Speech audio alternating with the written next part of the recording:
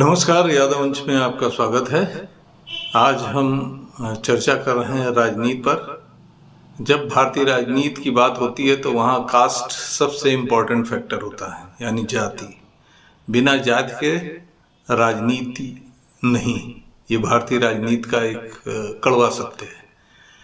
और इसी राजनीति में जब हम बात करते हैं बिहार के चुनावों की या बिहार की राजनीति की, तो वहाँ यादव सबसे इम्पोर्टेंट फैक्टर है, क्योंकि बिहार विधानसभा का चुनाव या विधानसभा की स्थिति, अगर पिछले कई हम विधानसभा की बात करें तो सबसे अधिक विधायक अगर किसी एक बिरादरी के जीत के आते हैं तो वो बिरादरी है यादव। तो आज हम यादव समाज की बिहार विधानसभा चुनाव, चूँकि 10 अक्टूबर को नामांकन शुरू होने के साथ ही बिहार विधानसभा चुनाव की शुरुआत हो गई है और अब तो प्रथम चरण की वोटिंग होने जा रही है। तो इस लिहाज से बिहार विधानसभा चुनाव बड़ा इम्पोर्टेंट है। अगर हम बात करें कि अब अभी तक कितने उम्मीदवार यादव किस तरफ से लड़ रहे हैं, किस पार्टी ने कितने टिकट दिए, तो उसमें सबसे अधिक संख्या इंडिया गठबंधन की है। इंडिया गठबंधन ने 67 उम्मीदवार यादव उतारे हैं।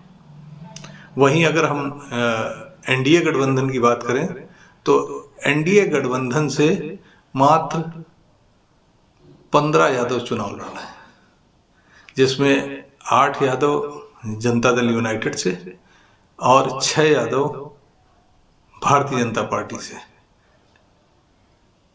तो ये इतनी बड़ी संख्या में यादव समाज के लोग बिहार विधानसभा के चुनाव में हैं। हमारे साथ मौजूद हैं, जैसे आप अगर चुनाव विश्लेषण की बात करें तो एक बहुत पुराना और बड़ा चर्चित नाम है योगेंद्र यादव का।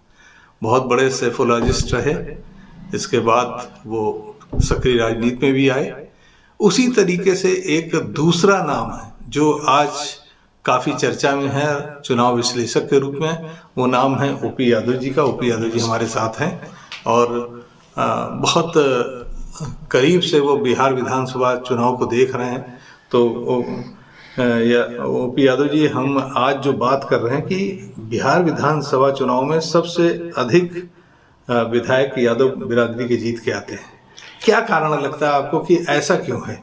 क्योंकि अगर हम संख्या वाइज भी देखें तो निश्चित रूप से जाति जनगणना में यादव बिरादरी सबसे अधिक जनसंख्या की रही, लेकिन अगर उनकी सामाजिक और आर्थिक स्थिति का हम विश्लेषण करें तो वो उतनी अच्छी नहीं है। क्योंकि पॉलिटिक्स में तो आपको धन भी चाहिए, आपके एक समाज में प्रतिष्ठा, एक आपका देखा जाए तो सोशल स्ट्रक्चर आपका बड़ा मजबूत होना चाहिए। तो यादव उस स्थिति में तो नहीं है, लेकिन वहाँ विधायकों की संख्या हम देखें तो अभी अगर हम वर्तमान विधानसभा की बात करें तो इसमें ही करीब 56 यादव विधायक थे। मतलब हर चौथा जो विधायक है वो यादव। तो ऐसी क्या कारण लगता है आपको, कैसे?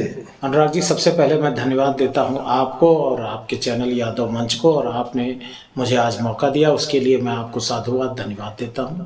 मेरे लिए ये गौरव के क्षण है कि मैं समाज की इस चैनल पर आज मैं समाज के लोगों से और दीगर समाज के लोगों से रूबरू हो रहा हूँ। रही बात बिहार की, तो बिहार का हर चौथा विधायक यादव समाज से है।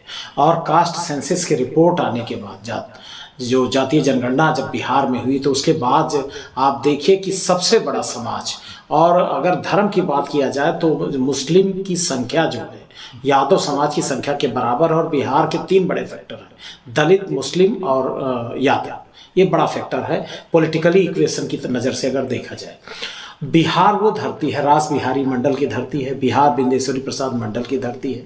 मंडल आयोग जो पिछड़ों की उत्थान की सामाजिक और शैक्षिक रूप से तरक्की की बात करने वाले मंडल कमीशन रिकमेंडेशन की रिपोर्ट लागू हुई बिंदेश्वरी प्रसाद मंडल, जो रोम पोप का मधेपुरा गोप का नारा है, पूरे भारतीय राजनीति में लोग जानते हैं। मधेपुरा की मोरौ स्टेट से रहे और बिहार के चीफ मिनिस्टर भी रहे और पिछड़ा वर्ग आयोग के अध्यक्ष भी रहे। रास बिहारी मंडल के बारे में भी आप जानते हैं, पूरा समाज जानता है। बिहार आज़ादी के बाद खासकर कुर्मी, कुशवाहा और यादव का त्रिवेणी संघ से मैं शुरुआत करता हूं। तो देखिए वहां से जब सामाजिक रूप से अग्रेसिव चीजें शुरू हुई और जनेऊ की बात किया जाए, बड़ी बड़ी चीजें हुई और काफी सामाजिक आंदोलन हुए। और उसके बाद एक तरह से कि जो लीडिंग कम्युनिटी है सियासी तौर पर, पॉलिटिकली यादव कम्युनिटी वहाँ लीडिंग कम्युनिटी हो गई। और बिहार के इतिहास में अगर आप जाएंगे तो बिहार ने कई यादव मुख्यमंत्री दिए, दारोगा प्रसाद राय, बिंदेश्वरी प्रसाद मंडल, राबड़ी देवी, लालू प्रसाद यादव, चार मुख्यमंत्री दिए। और डिप्टी चीफ मिनिस्टर भी राम जयपाल सिंह यादव रहे, तेजस्वी प्रसाद यादव रहे। बिहार से कई लोग भारतीय राजनीति में, केंद्र की कैबिनेट में, चाहे वो लालू यादव जी रहे हों, शरद यादव जी भले वो मध्य प्रदेश के जबलपुर के रहने वाले थे, लेकिन उन्होंने अपनी कर्मभूमि मधेपुरा को बनाया। देवकीनंदन प्रसाद यादव मुंगेर से 4 बार एमपी रहे। इंदिरा गांधी की सरकार में स्वतंत्र प्रभार के राज्य मंत्री रहे। रामानंद यादव राजीव जी की सरकार में उप मंत्री रहे। और आप देखिए बलिराम भगत लोकसभा के स्पीकर रहे। बहुत सारे नाम हैं यादव समाज के। देवेंद्र प्रसाद यादव दोहरा मंत्रिमंडल रहा, देवगौड़ा और गुजराल साहब की कैबिनेट में उनका, झंझारपुर से 4 बार मेंबर ऑफ पार्लियामेंट रहे। तो बहुत सारे नाम है कि एक नया नया आयाम है, केंद्र की राजनीति हो और चाहे बिहार की राजनीति हो। और बिहार की कैबिनेट को देखें और मिनिस्ट्रीज में देखें या फिर कॉरपोरेट्स में देखें तो यादवों का जो है, लेकिन सियासी तौर पर आज हम बात करने बैठे हैं।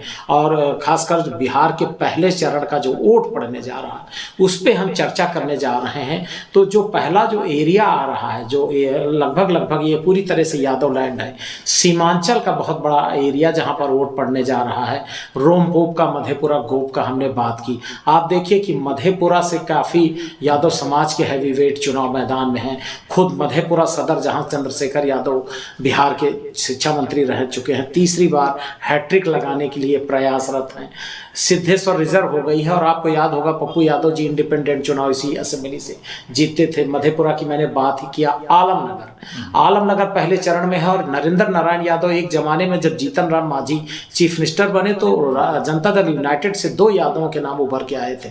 बृजेंद्र प्रसाद यादव जो सुपौल से लगातार जीत रहे हैं, और बिहार की 89 से बनने वाली ऐसी कोई सरकार नहीं है जिसमें बृजेंद्र प्रसाद यादव कैबिनेट में और नंबर 2 ना रहते आए हों। आज भी बृजेंद्र प्रसाद यादव नीतीश सरकार में नंबर 2 के मंत्री हैं। मतलब आपके हिसाब से चूंकि पहले से ही लगातार यादव विधानसभा चुनाव में जीत रहे हैं, विधायक होते चले आ रहे हैं, तो ये भी एक बड़ा कारण है कि काफी संख्या में यादव विधानसभा में हैं बिहार की। देखिए अनुराग जी, बिहार की जो तासीर है, सामाजिक तासीर है, और सामाजिक तासीर से ही राजनीतिक तासीर का निर्माण होता है।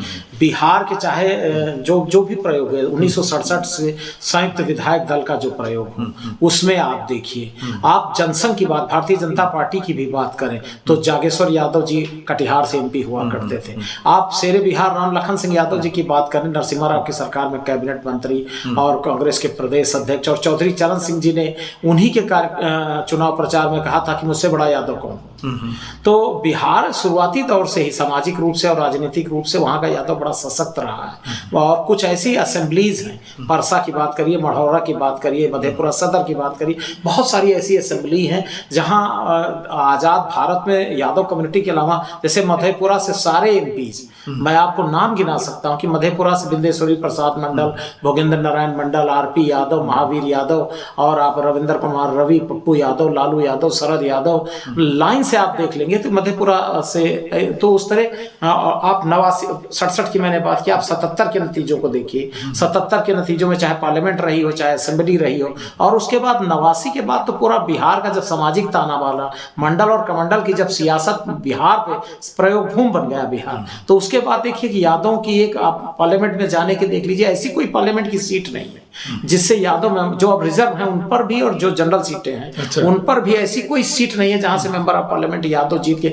मैं आपको लाइन से नाम बता सकता हूं कि ये गोपालगंज से अनुरुद्ध यादव हैं, तो भागलपुर से चुनचुन यादव हैं, तो बांका से गिरधारी यादव हैं, तो हुकुमदेव नारायण यादव दरभंगा से हैं, तो मधुबनी से, सीतामढ़ी से कौन कौन जीत के गया। तो इसका कारण ये है कि सोशली जो कम्बिनेशन है, और जब मुस्लिम यादव इंटैक्ट बना बिहार में तो नतीजे कुछ बदलते नजर आए। हम बात कर रहे हैं पहले चरण के चुनाव की।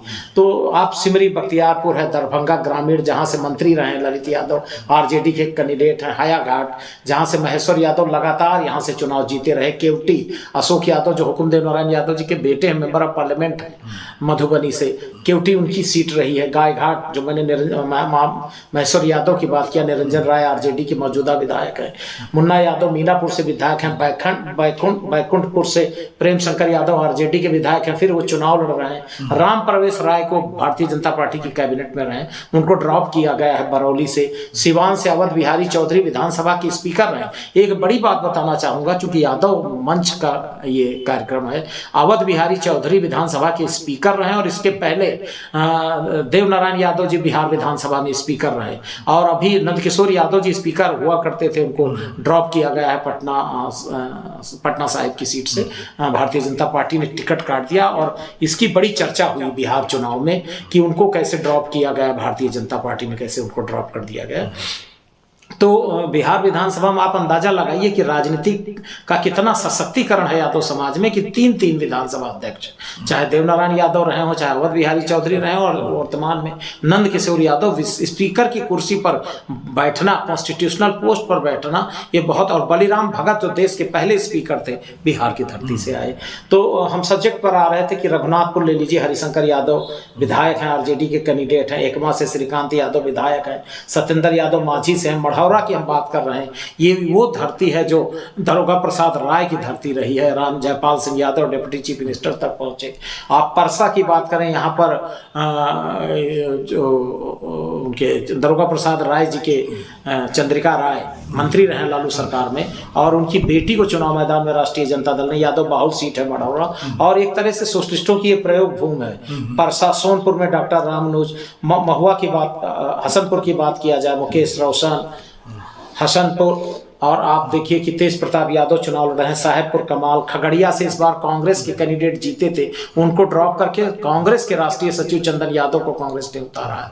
और खगड़िया, ये रामशरण यादव जी की धरती है खगड़िया, और रामशरण यादव यहाँ से एमपी 89 और 91 में जनता दल से रहे। तो आपने जो जितनी नाम अभी तक आप गिना रहे हैं, मैं ये देख रहा हूँ कि किसी एक पार्टी से नहीं है, लगभग सभी प्रमुख पार्टियां जो बिहार में चुनाव लड़ रही हैं, उन सभी पार्टियों से यादव उम्मीदवार हैं। तो एक तो मुझे लगता है कि सबसे बड़ा कारण ये है कि चूंकि मैं यादव वहां पर किसी एक राजनीतिक दल से नहीं बंधा हुआ है, इसलिए उसे सभी राजनीतिक दलों से टिकट भी मिलते हैं और वो जीत के भी आते हैं, तो इसलिए वो संख्या बढ़ जाती है। निश्चित तौर पर अनुराग जी, पार्लियामेंट के नतीजों का आप एनालिसिस करेंगे, 2 यादव राष्ट्रीय जनता दल से जीते हैं, 2 जनता दल यूनाइटेड से जीते हैं, और 2 भारतीय जनता पार्टी से। जो पार्लियामेंट का नतीजा है, उससे आप अंदाजा लगाइए कि बिहार की जो सियासी तासीर है यादवों की, वो किस तरह की।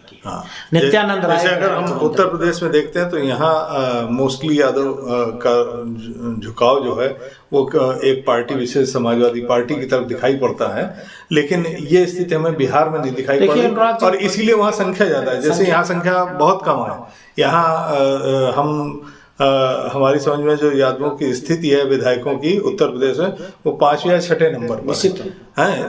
बहुत सी ऐसी बिरादरी जो जनसंख्या में उनसे बहुत कम है, उनके विधायक इवन ज्यादा हैं, लेकिन यादवों की स्थिति यहाँ कम है। लेकिन वहीं बिहार में अगर हम देखते हैं कि बिहार में सामाजिक आर्थिक स्थिति कमजोर होने के बावजूद वहां पर राजनीति में यादवों का एक वर्चस्व है। अनुराग जी, उत्तर प्रदेश का एक तो भौगोलिक परिस्थिति अलग है बिहार से। बिहार में आप देखें, जैसे सीमांचल का एरिया हो गया, या तिरहुत डिवीजन को देख लीजिए, भोजपुर को देख लीजिए, मिथिलांचल को देखिए, अलग अलग एरिया में यादव हर जगह पाए जाएंगे, हर जगह हर उनकी संख्या है।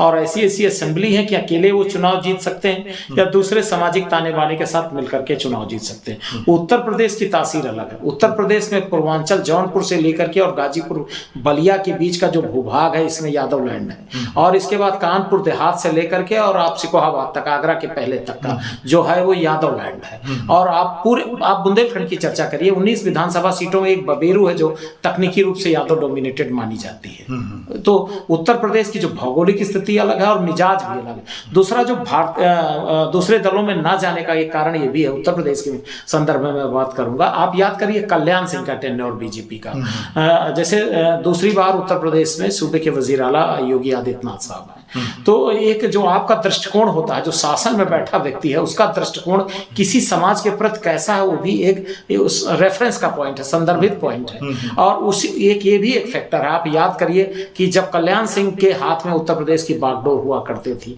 धनराज यादव जी कैबिनेट में हुआ करते थे, अशोक यादव स्वतंत्र प्रभार के मंत्री हुआ करते थे, सत्यपाल सिंह यादव का क्या रोल था, अशोक यादव का क्या रोल था, तो उस समय की तासीर अलग थी, तस्वीर अलग थी। और अब उत्तर प्रदेश की सियासत का मिजाज पूरी तरह से बदल चुका है। बिहार में ऐसी स्थिति नहीं। बिहार में नित्यानंद राय गृह राज्य मंत्री हैं, रामकृपाल यादव पिछली सरकार में मंत्री थे, राज्य मंत्री थे, हुकुमदेव नारायण यादव उसके पहले की सरकार में मंत्री थे, राज्य मंत्री थे।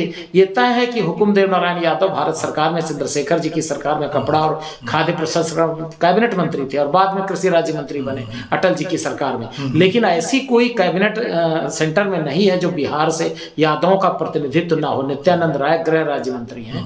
और चर्चा तो ये भी है कि अगर बीजेपी अकेले किसी भूमिका में आती है तो यादव कैंडिडेचर के रूप में नित्यानंद राय पर प्रयोग, जैसे आपने देखा होगा कि जब राजस्थान के नतीजे आए तो बाबा बालकनाथ की चर्चा, उनका नाम बहुत तेजी से मुख्यमंत्री पद के और उनको तिजारा से चुनाव लड़ाया गया। नाथ संप्रदाय के संत भी हैं और उनको तिजारा से चुनाव, पार्लियामेंट ड्रॉप कर दिया गया। भूपेंद्र यादव को वहाँ चुनाव लड़ाया गया।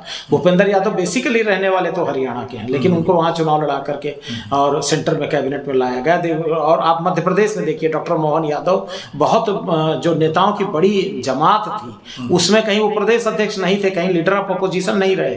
कोई वो पहली बार विधायक बने और दूसरी बार उच्च शिक्षा मंत्री और तीसरी बार सीधे मुख्यमंत्री।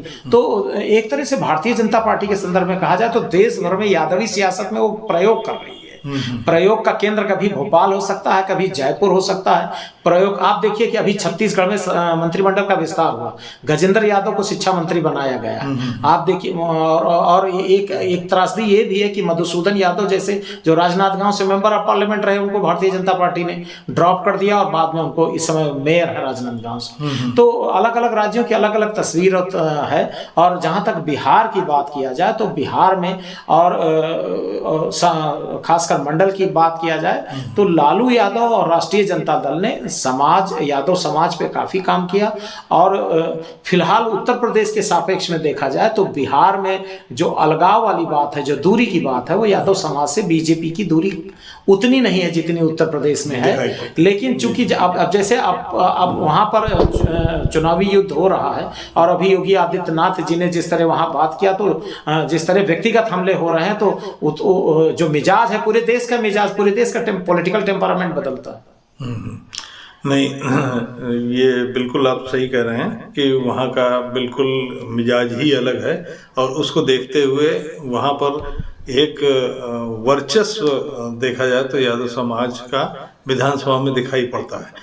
अब की बार आपको क्या लगता है कि प्रथम चरण का जो चुनाव है, इसमें जो प्रमुख चेहरे जैसे तेजस्वी यादव हैं, तेज प्रताप यादव हैं और बहुत बड़ी शख्सियतें चुनाव लड़ रही हैं यादव समाज की, तो इनकी जीतने की क्या संभावना आपको दिखाई पड़ती है? देखिए, पहले चरण में जो मतदान हो रहा है, इसमें आप नालंदा, बाढ़वाला, वैशाली का राजपूत लैंड छोड़ दिया जाए और सीमांचल की मुस्लिम पट्टी, तो ज़्यादातर एरिया ये समाजवादियों की प्रयोग भूमि का एरिया रहा है और यादव लैंड है। मैंने शुरुआत में कहा, आप इसमें जो आने वाली, आप डुमराव को देखिए कि डुमराव में बीएसपी से लड़ रहे हैं ददन पहलवान। पहले वो निर्दल भी विधायक रहे, समाजवादी पार्टी से भी विधायक रहे और 1.5-2 लाख वोट मिल रहा है। बीएसपी उनके नाम पे प्रयोग कर रही है, बहुत दिनों से वो बीएसपी में है।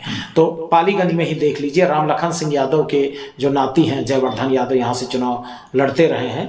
तो दानापुर रीतलाल राय, अब और जो बड़े हैवी वेट हैं, चाहे चंद्रशेखर यादव हों, चाहे नरेंद्र नारायण यादव हों, चाहे ब्रजेंद्र प्रसाद यादव हों, चाहे ललित यादव हों, ये हैवी वेट हैं। और जो लगातार मिनिस्ट्री, डॉक्टर रामनोज प्रसाद यादव हैं, ये मिनिस्ट्री के दावेदार होते हैं। चाहे और ये जो पर्टिकुलर एरिया है जो पहले फेज में वोटिंग हो रही है, इसमें जनता दल यूनाइटेड और आरजेडी के प्रभाव वाला एरिया है, समाजवादियों की टेस्टेड लैंड है। तो नतीजे ज़्यादातर राष्ट्रीय जनता दल और जनता दल यूनाइटेड के पक्ष में ही जाएंगे। और चूंकि कांग्रेस या वीआईपी की बात किया जाए तो सहयोगी है जनता दल यूनाइटेड पे, तो जो यादव लैंड का एरिया है ज़्यादातर राष्ट्रीय जनता दल यूनाइटेड और नंबर 1 पे और जनता दल यूनाइटेड के पक्ष में। 2 दर्जे की पार्टी इस पूरी पट्टी में जनता दल यूनाइटेड बन सकती है। तो जनता दल यूनाइटेड से बेसिकली इसमें देखा जाए तो बहुत ज़्यादा उम्मीदवार जनता दल यूनाइटेड से प्रथम चरण में यादव नहीं है। नरेंद्र नारायण यादव जी को छोड़ दिया जाए, बहुत ज़्यादा यादव उम्मीदवार नहीं है। और हाँ, राष्ट्रीय जनता दल ने एक बड़ी लंबी फेहरिस्त है, उस पर चर्चा करेंगे तो लंबा समय जाएगा और उसमें ज़्यादातर लोग सदन में पहुंचेंगे क्यों, और कहीं पर ड्रॉप भी किया है, कहीं पर रिपीट भी किया है, तो उसमें ज़्यादातर लोग राष्ट्रीय जनता दल के यादव कैंडिडेट सदन में पहुंचे। तो आप इस चर्चा से एक बात तो स्पष्ट है कि इस बार भी यादव समाज की एक महत्वपूर्ण भूमिका और एक महत्वपूर्ण संख्या बिहार विधानसभा के चुनाव में रहनी है। और दूसरे चरण में हम बात करेंगे, ये आज की बात चूंकि कल प्रथम चरण का मतदान है, तो आज की चर्चा के अनुसार यादव समाज एक अच्छी स्थिति में बिहार विधानसभा चुनाव में प्रथम चरण में भाग लेगा। अगले चरण की बात अगले दिन, तब तक के लिए नमस्कार। नमस्कार।